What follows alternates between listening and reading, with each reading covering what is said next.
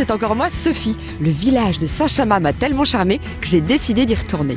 Mais attention, cette année, c'est par la mer que j'arrive pour vous parler d'un véritable personnage qui est dans le cœur de tous les Saint-Chamasséens, l'étang de Berre. Alors nous avons quitté le port de Marseille ce matin, traversé le canal de Caronte à Martigues, pour arriver sur cette véritable mer intérieure qu'est l'étang de Berre. Cap au nord, pour rejoindre la anse de Saint-Chamas. Ici, le panorama est vraiment exceptionnel. C'est vrai qu'avec tout ce que l'on entend sur l'étang, je ne m'attendais pas à découvrir des paysages aussi riches, une nature aussi préservée et aussi peuplée. Ça devait être un véritable paradis, avant la vague d'industrialisation qu'a connue le territoire. Et si on retournait à cette époque? Après tout, on est au cinéma.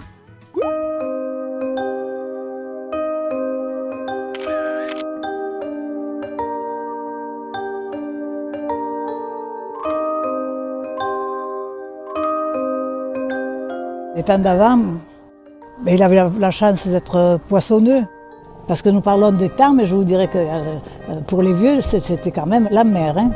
C'est la mer de Berre. C'était le seul point d'eau qu'on ait à proximité. Beaucoup de Saint-Chamassens déjà avaient leur petit bateau. Donc ils pêchaient en dehors de leur boulot, ils pêchaient. Leur meilleur souvenir, certainement, c'est ça, c'est quand on pouvait partir avec le bateau. On allait à la Pointe d'Istres, là, et sur cet étang bien calme, c'était plus qu'agréable, quoi. Les Saint-Chamassens, avec un jardin et un bateau, ils arrivaient à vivre. En plus, il y avait les plaisirs de la baignade, parce qu'avant, bon, on allait à la plage, on se faisait servir une bouteille de limonade avec 6 verres, et puis on passait l'après-midi comme ça. Les bonnes femmes se baignaient, les hommes allaient pêcher les moules, les oursins, c'était une ressource, l'étang. Vogue, vogue, petit bateau. Avec les beaux jours revenus, les voiles blanches fleurissent sur les plans d'eau de la région. Beau temps et beaucoup de monde pour le premier tournoi de joute organisé à Saint-Chamas. Les meilleures lances de Saint-Mandrier, de l'Estac, de Fos, d'Istres et de Martigues étaient là et toutes les catégories étaient représentées. On jouait le mardi et le mercredi, les Istrens venaient en bateau, comme nous on allait à Istres en bateau d'ailleurs, c'était des échanges ça. C'est désormais une tradition à Saint-Chamas. Vers la fin de février, pêcheurs et braconniers se réunissent pour participer à la fête des fileuses ou fiellois. Les soirs où il défilait, c'était vraiment la fête dans le village. Tout le monde sortait, tout le monde allait essayer d'aller les voir, de les suivre même. On les suivait un peu d'un côté à l'autre. Et puis eux terminaient leur circuit dans le bal.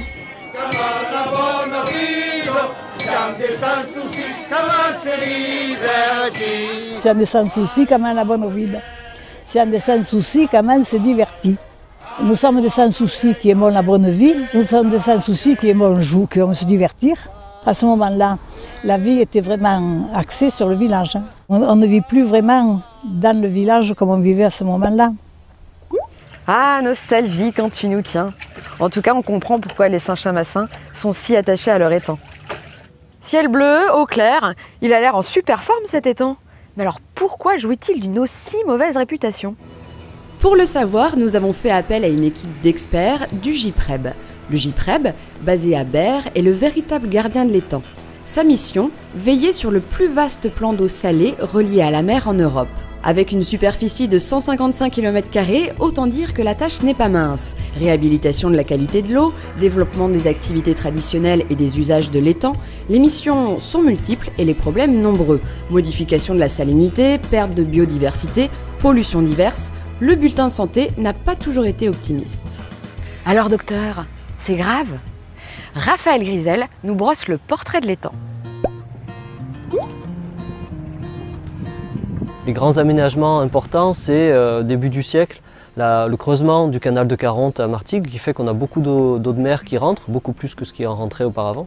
Et donc un étang qui se salinise et qui adopte de plus en plus un fonctionnement d'étang marin. Donc avec beaucoup d'espèces marines qui vont réussir à s'y développer.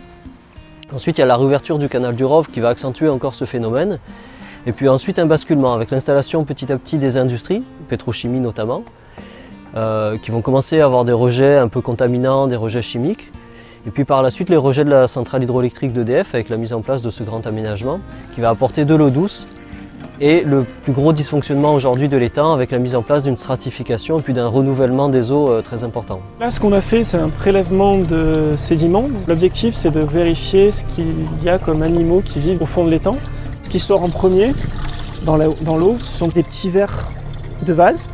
Donc, ce que vous connaissez généralement, ce sont des esques.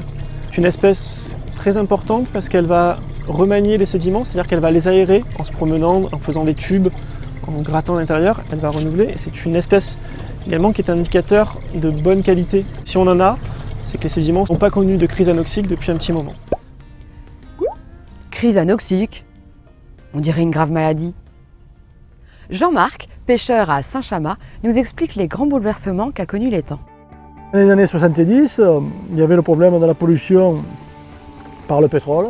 Tout ce qui est poisson blanc, on ne pouvait pas la pêcher parce que les loups, les dorades, les muges, tous les poissons qui nageaient en pleine eau, ils avaient le goût de pétrole horrible. On ne pêchait que l'anguille et encore par certains endroits, c'est-à-dire comme dans Maïne, on ne pouvait pas pêcher l'anguille parce qu'il y avait le goût du pétrole aussi. Et après, on a rencontré le problème de la pollution, de la Durance, qui envoyait de l'eau douce à outrance, ce qui favorisait le pourrissement des fonds. C'est un phénomène qui est déjà naturel dans l'étang de mer parce qu'il n'y a pas beaucoup d'eau quand il fait de grosses chaleurs, le fond fermente. Mais là, avec l'eau de la Durance en permanence apportée, ça l'a accentué. C'est comme si vous prenez un aquarium d'eau de mer qui fait 300 litres d'eau de mer, que d'un coup vous envoyez 100 litres d'eau douce. Forcément, ça va avoir un impact sur la faune et la flore. Hein. Voilà. Ah oui, quand même. Mais que peut-on faire? J'ai entendu dire que l'étalement des rejets de la centrale EDF pouvait avoir des effets positifs. Qu'en est-il? Depuis que l'EDF a été obligé un peu de réduire ses rejets, on a constaté que l'eau de l'étang s'est éclaircie, est devenue plus propre et tout, et qu'il y a plus de poissons de mer qui rentrent, quoi.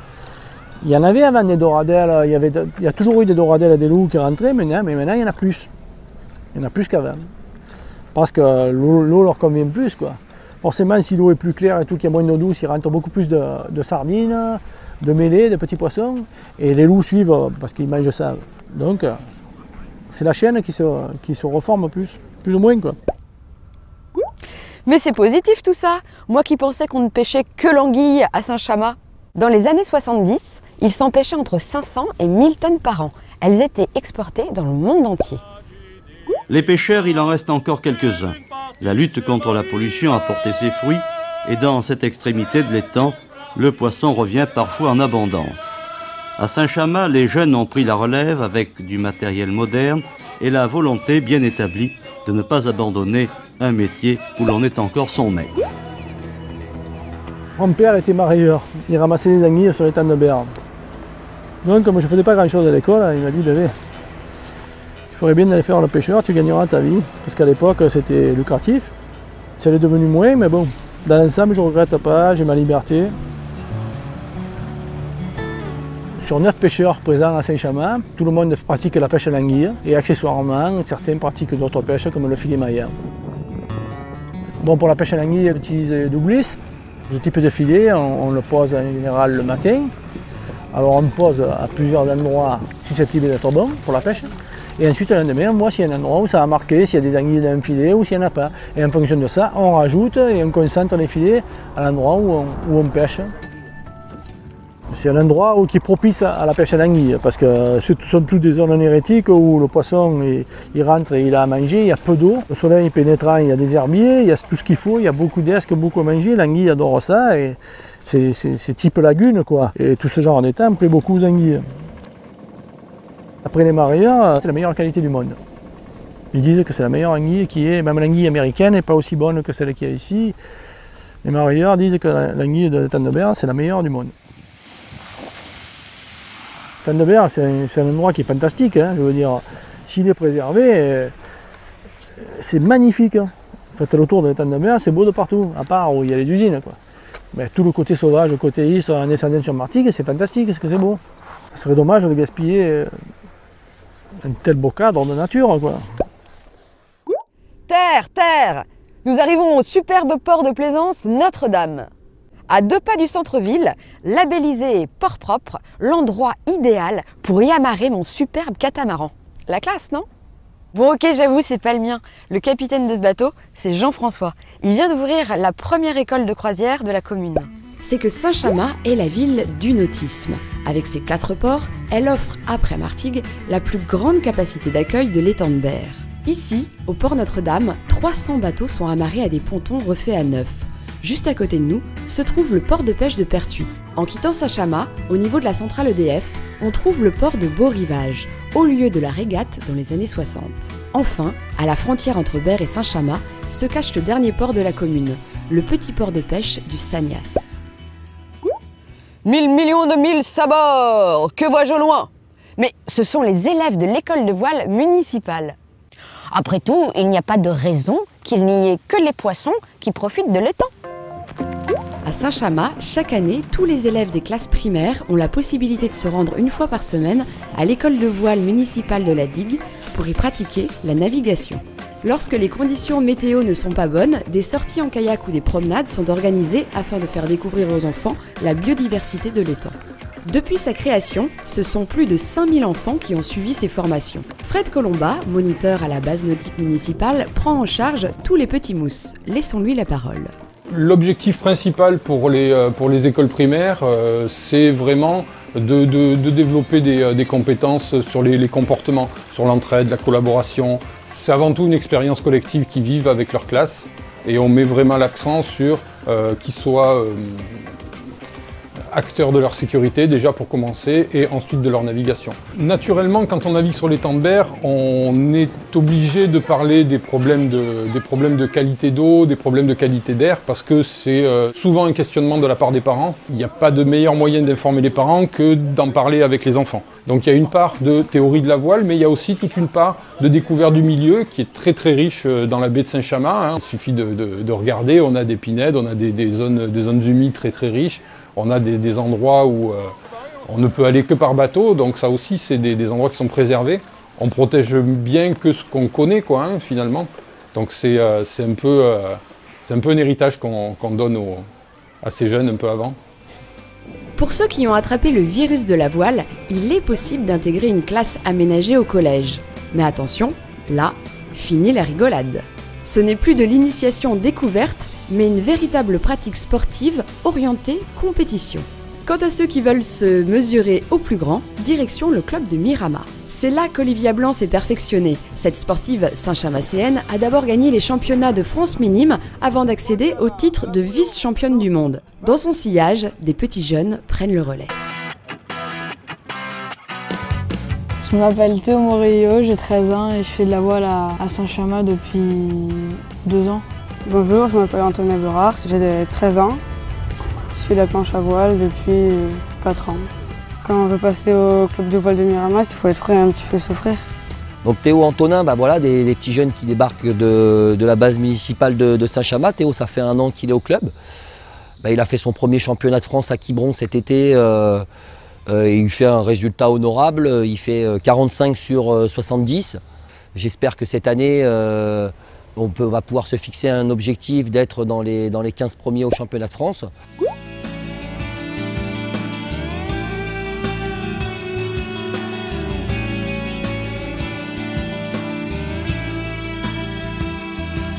Bon, c'était une super balade. Merci beaucoup, Jean-François. Merci, au revoir. À bientôt. Je m'inscrirai à votre nouvelle école pour une formation, un stage complet. Merci. Avec plaisir. Au revoir. Au revoir. L'étang de Berre se découvre aussi par la terre. Il y a d'ailleurs de superbes balades à faire. On y va?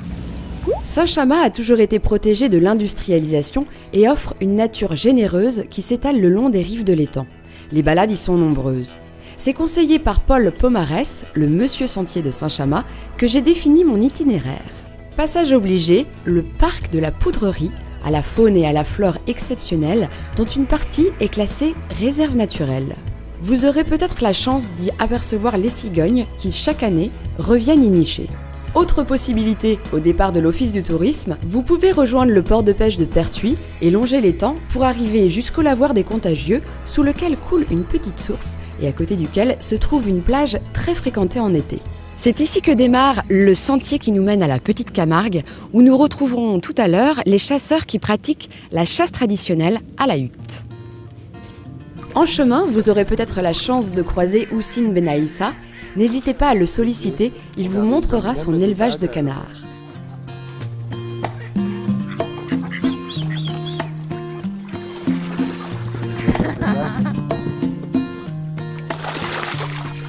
Merci Houssine, mais je dois repartir, les chasseurs m'attendent.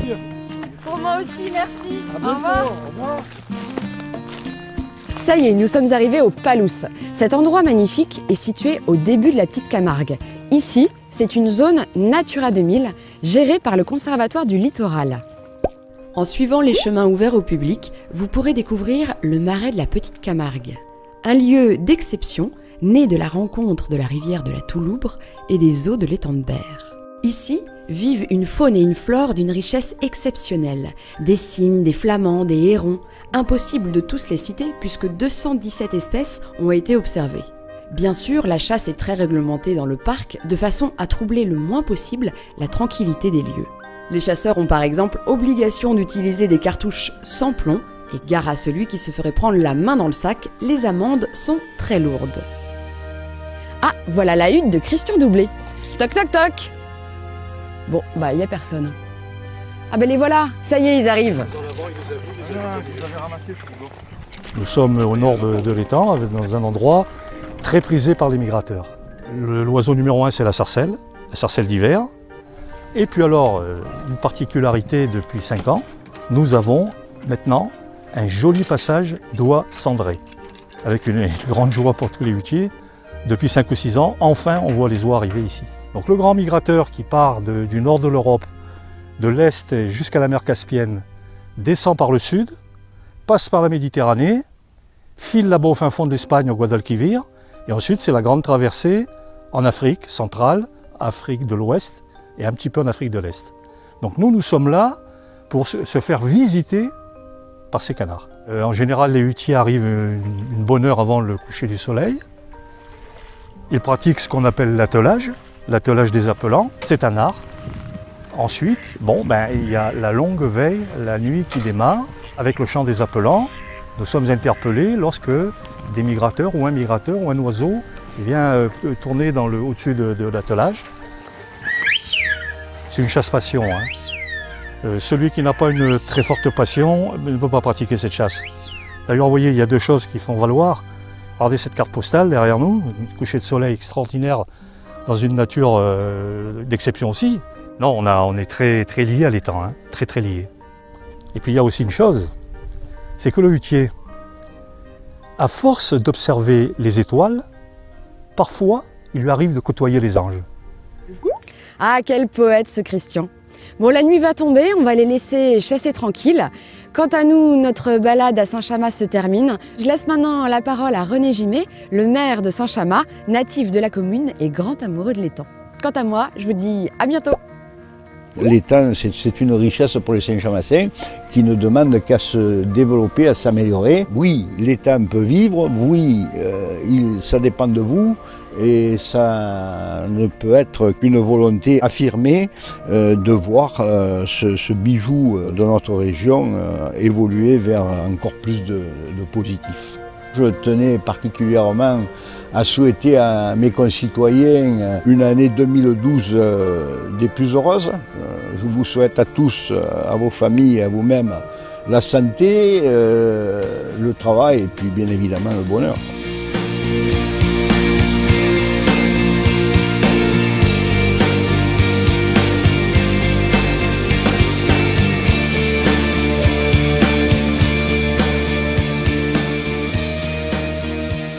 En voilà un qui ne reverra pas son Écosse natale.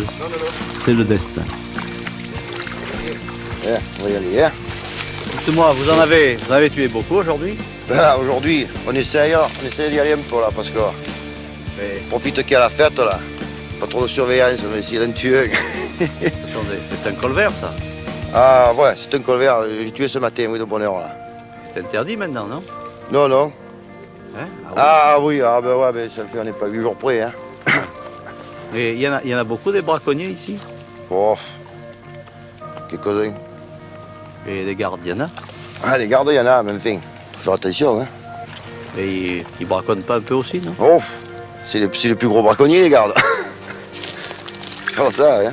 De toute façon, aujourd'hui, c'est autorisé puisque c'est la fête des braconniers. Ouais, c'est pour ça que j'y suis allé ce matin. Hein.